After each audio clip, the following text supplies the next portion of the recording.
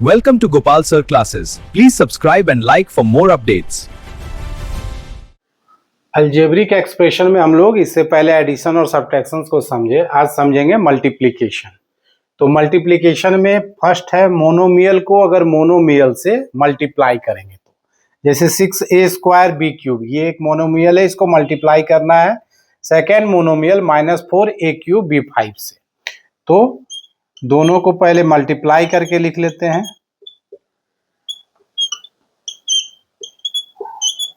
तो नंबर हो गया मेरा 6 इंटू -4, फिर a वाला जितना टर्म है a² इंटू a³, फिर v वाला को एक साथ लिख लेंगे b³ इंटू b5। अब मल्टीप्लाई कर देना, 6 4 जा 24 -24 हो गया, a टू द पावर हो गया 2 + 3 5 और b टू द पावर 3 + 5 8। यही मेरा आंसर हो गया। सेकेंड है मेरा पॉलिनोमियल को मोनोमियल से मल्टीप्लाई करना है। पॉलिनोमियल मतलब दो या दो से अधिक टर्म है उसमें।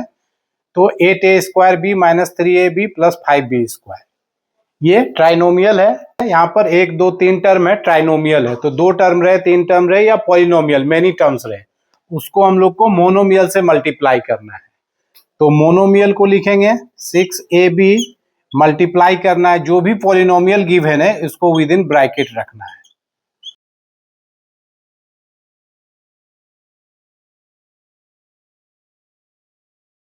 फिर मोनोमियल को इस पॉलिनोमियल के ईच टर्म से मल्टीप्लाई करना है, हर टर्म से।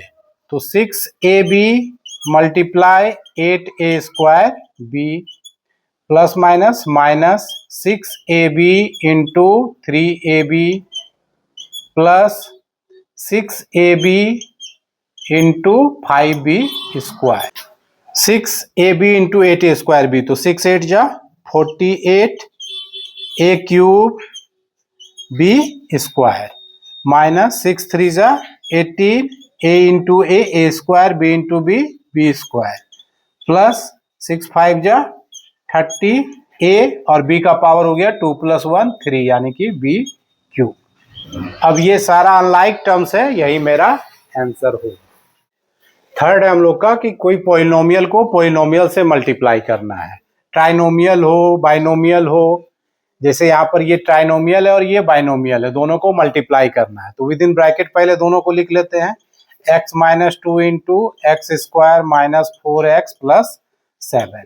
अब ईच टर्म इस पॉलिनोमियल का फर्स्ट टर्म के साथ इस पूरे पॉलिनोमियल को लिख लेना है फर्स्ट टर्म के साथ। तो पहला है मेरा x, तो x के साथ सेकेंड पॉलिनोमियल को लिख लिए x² - 4x + 7। अब इस पॉलिनोमियल का सेकेंड टर्म है -2, फिर इस पूरे पॉलिनोमियल को साथ में लिख लेना है x² - 4x + 7। अब ये मोनोमियल हो गया और ये पॉलिनोमियल हो गया। तो मोनोमियल को ईच टर्म के साथ मल्टीप्लाई करके लिख लेना, x into x³ x² x³ हो गया, plus minus x into 4x 4x² plus x into 7 7x। उसी तरह से यहाँ पर -2 को ईच टर्म के साथ मल्टीप्लाई कर लेना है। तो -2 x² माइनस प्लस 4 2 जा 8x प्लस माइनस 7 2 जा 14। अब जो भी लाइक टर्म है उसको आपस में ऐड और सब्ट्रैक्ट कर लेना। x³ सिंगल टर्म है तो x³ हो गया और x² -4x² - 2x² minus 6x² plus 7x plus 8x plus 15x minus 14। अब ये सारा अनलाइक टर्म्स है तो आंसर मेरा यही आएगा।